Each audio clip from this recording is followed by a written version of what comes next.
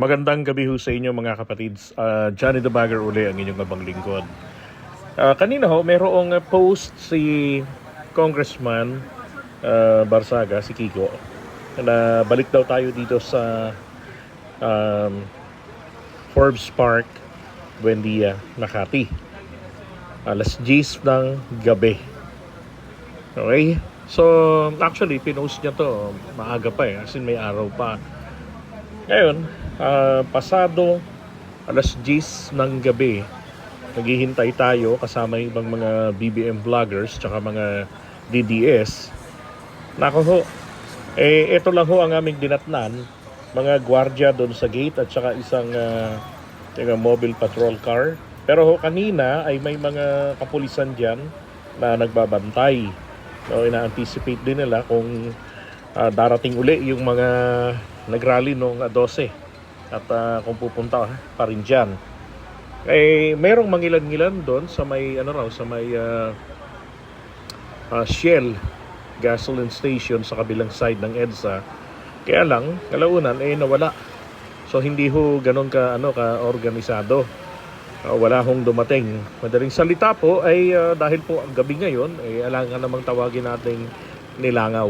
Tawagin na lamang nating nilamok yung panawagan ni Kiko Barsaga. Maging siya man ay napag-alaman natin na sinubukan bumaba doon sa lugar kanina din dumaan. Kaya lang nakita niya na may mga pulis. Aba, mukha yatang natakot at sumibat na lamang.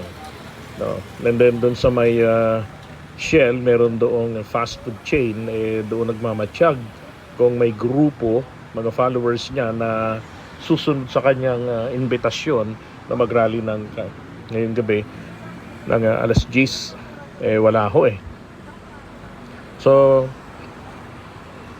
hintay kami rito kung ano talaga mangyayari. Naisip ko naman na baka mamaya kung kailan wala na yung mga kapulisan natin, kagaya niya, umaalis na siya, baka bigla namang dumating yung mga rallyista. No? Dagsadagsang rallyista, baka plano na ganyan lang, ploy lang nila na walang dumating, tapos para mangyari caught off guard ang Forbes Park.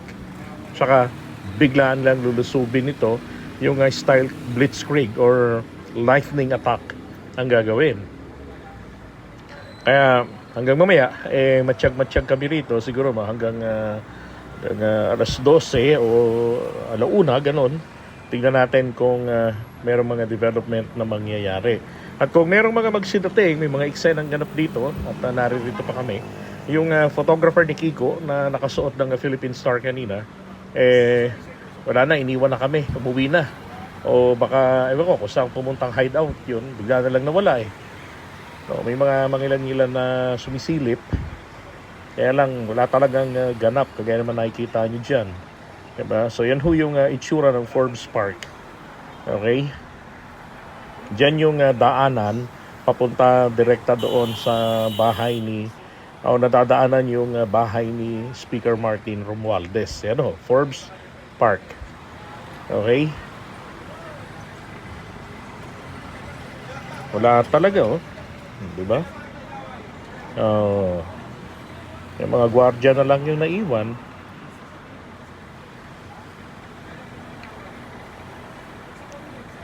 Oops. Ikot-ikot natin yung camera, baka may, di ba? Wala, may nakamotor doon sa harapan. Wala lang. Siguro, nag-ano lang yan. Baka rider na nag-aabang ng pasahero ng booking, di ba? And sa paligid, wala ko talagang indication na merong rallying magaganap.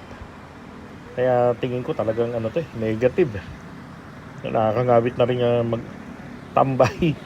So, ayan wala talaga, malinis. Okay? So, siguro ganito na lang muna to at maraming salamat po sa inyo. Babalik ako kapag merong ganap.